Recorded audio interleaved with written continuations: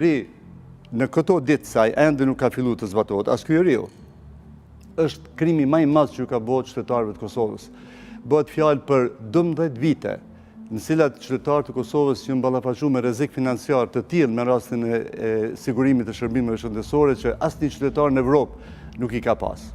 Fidan, sipas të dhënave relevante, të dhënave të Bankës Botërore dhe Organizatës Botërore të Shëndetësisë në Kosovë, pagesat jashtë xhepit, prej xhepit që paguhen për shërbime shëndetësore është 38 deri në 40% të shpenzimeve totale shëndetësisë.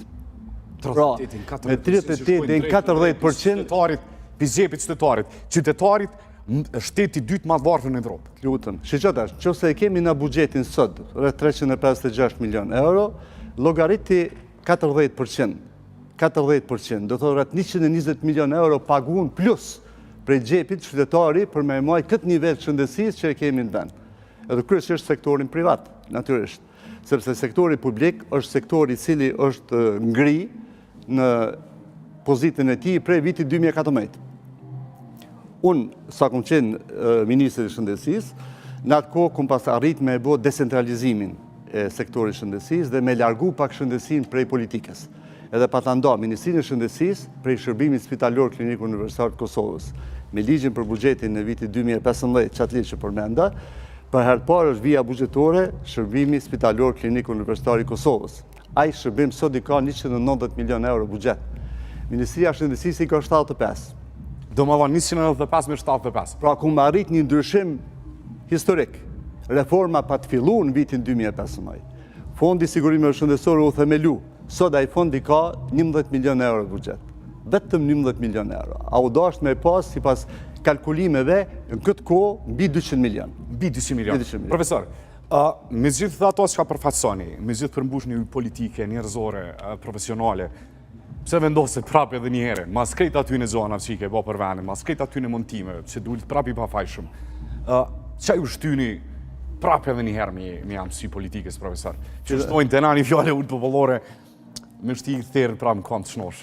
Pidan, gjenet janë pyetje, gjenjet të shëgjimia familjare, dëshira e madhe me kontribu për vendin, për shoqërinë dhe në momentin e fundit të jetës, se që din jemi edhe me që vi për një familje cila qëmoti ka qene angazhume në proceset kombëtare, prej Stërgjyshit, Mulla Agankojës, në Malësit Plavës, atje në rezistencën kundër qetave të Kralj Nikolës, pas rënjes së perandorisë osmane, e ma vonë me Babgjyshin, Hafëz Bajram Aganin, që ka qenë myftiu i parë i Kosovës në periudhën e pas luftës 12 vite, drejtori i parë i medresesë Salaudin, e tjerë, dhe shumë arritje tjera.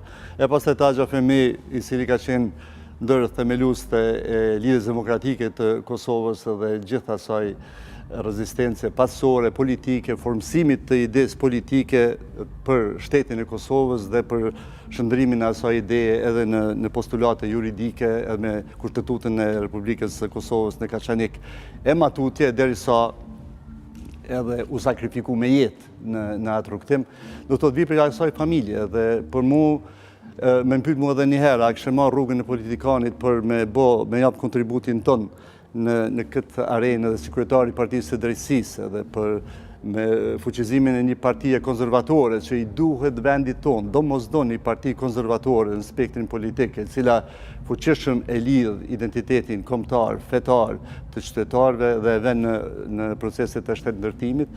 Unë edhe njerë kësha zgjatë njëtën rruga, së kësha bu dilemë. Po të pret ati akta akuza, po të pret 7 vite gjykim, e parancishme, gjyqi i Kosovës është ai, e kuptoj, tranzicioni duhet me kalumë për to.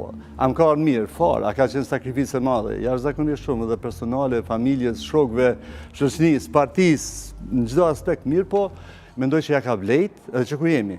Prapë në sloganin LDK-s, me cili numër i sa herë dhe pse përveç sentimentit dhe trashëgimisë në LDK?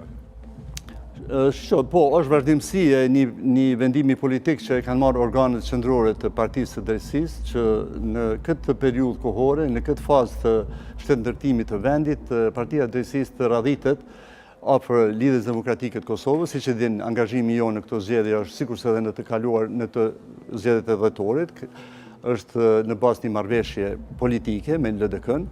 Edhe është një përgjigje në ftesën që kryetari i LDK-s, Lumira Digjiku, e ka bë forcave politike të djathta në vend.